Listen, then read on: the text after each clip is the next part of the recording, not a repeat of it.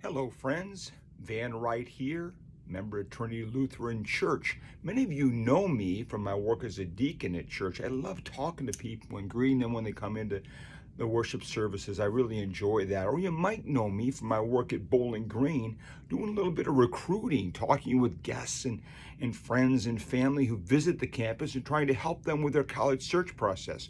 Or you may know me from my announcing duties in Wapakoneta, where I do some public address announcing for basketball, boys and girls. So much fun. So go Falcons and go Redskins.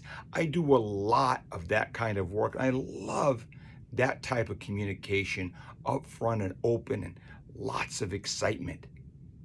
So you may know me that way, but what you may not know about me in another way is I also enjoy some silence. I like actually the practice of silence.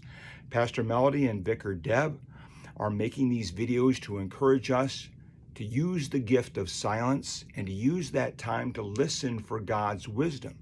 So I might feel silence or find silence when I'm driving. I drive 40, 50,000, almost 50,000 miles some years for Bowling Green and other work I do. Almost all of it in silence. Almost all of it. So there's some time when I have that to myself. I do a lot of walking and hiking and that type of thing. And when I do that in silence. No earbuds, no music. I do it in silence. So I do have time when I'm trying to use the practice of silence to kind of settle myself down and hear God's word to me. So that's kind of a practice I use, and I try to use it also when I'm actually working with parents or students or athletes for Bowling Green. I do a little bit of that then because I know they're looking for God's wisdom from me. So how can I model it for them? There's a lot of different ways. One thing came to my mind on this video maybe just a few weeks ago. A mother came to me, young lady that's going to attend Bowling Green, and she said, Van, do you remember last year, a year ago, when you went to the volleyball match for her and her friends? I said, yeah, I do remember that. She said, you never said a word. You didn't come over and sit with us. You stood in the doorway. You watched the match. You went from one side of the building to the other.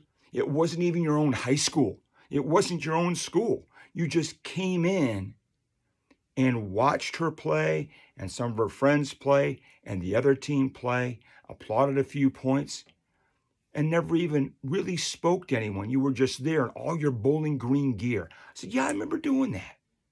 She said she never forgot it. Our daughter never forgot that night when you were there. You were just there. And she never forgot that. And she mentioned it just the other day, how glad she was you were there for her.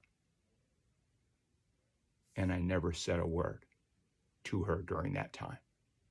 So that's a story that I don't always have to be talking. I love to talk. But we can listen for God's word to us, and model the behavior for others. So I want to thank you for listening to that story.